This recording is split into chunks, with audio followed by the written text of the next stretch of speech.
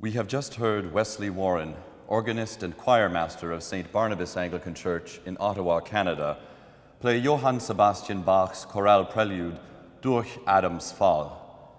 The text of the chorale by Lazarus Spengler reads, "Through Adam's fall, human nature and character is completely corrupted. The same poison has been inherited by us, so that we would not be able to recover health without comfort from God, who has redeemed us from the great harm that was done when the serpent overcame Eve and led her to bring God's wrath upon herself. He therefore gave his Son to us, while we were still his enemies. For our sake he hung on the cross, was put to death, and went to heaven. By this means we have been redeemed from death and suffering, if we place our trust in this stronghold, the Father's word. Why should anyone have any horror of death?" The text of this chorale is vividly portrayed in the revolutionary little organ work we just heard.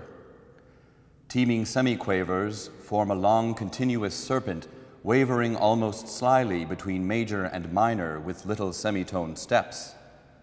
The fall of man is heard in the pedal with descending sevenths that often sound rather dissonant here. The harmonic tension is built up to a triumphant final major chord, hinting at the redemption that comes through Christ on the cross. In an Eastertide homily of the 4th century, St. Ephrem the Syrian speaks of this triumphant redemption with a dramatic and colorful description of Christ as the conqueror of death and Mary as the new Eve. "Death trampled our Lord underfoot, but he in his turn treated death as a highroad for his own feet. He submitted to it, enduring it willingly, because by this means he would be able to destroy death in spite of itself. Death had its own way when our Lord went out from Jerusalem carrying his cross.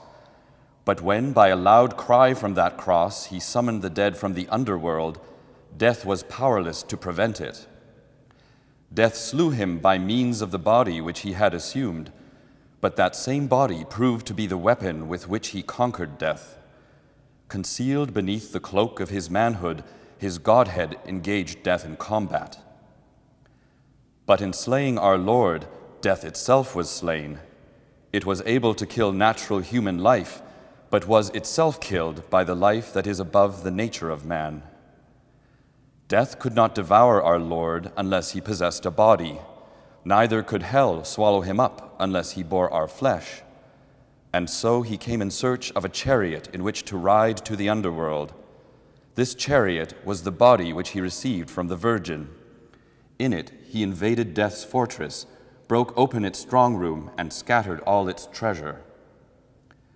At length he came upon Eve, the mother of all the living. She was that vineyard whose enclosure her own hands had enabled death to violate, so that she could taste its fruit. Thus the mother of all the living became the source of death for every living creature. But in her stead Mary grew up, a new vine in place of the old.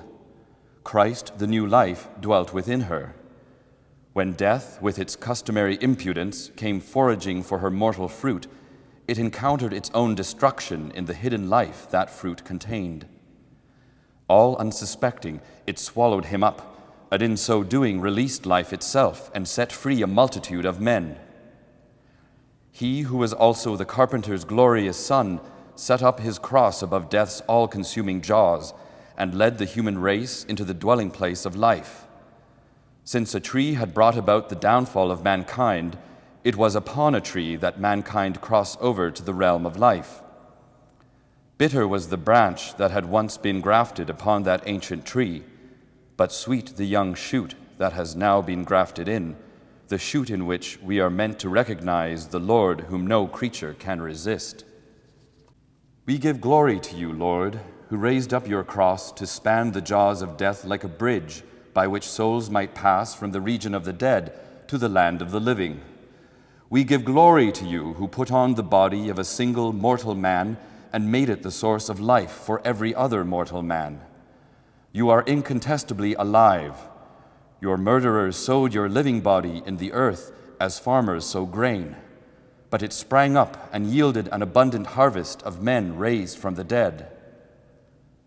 Come then, my brothers and sisters, let us offer our Lord the great and all-embracing sacrifice of our love, pouring out our treasury of hymns and prayers before him, who offered his cross in sacrifice to God for the enrichment of us all. We hear now again Wesley Warren playing another of Bach's chorale preludes, O Mensch, bewein dein Sünde groß. In this slow and winding work, we get a sense of how terribly long Christ had to hang on the cross and how painful it must have been. Yet at the same time, we are comforted by unexpected harmonic twists and turns, reminding us that Christ's death on the cross has brought about our redemption.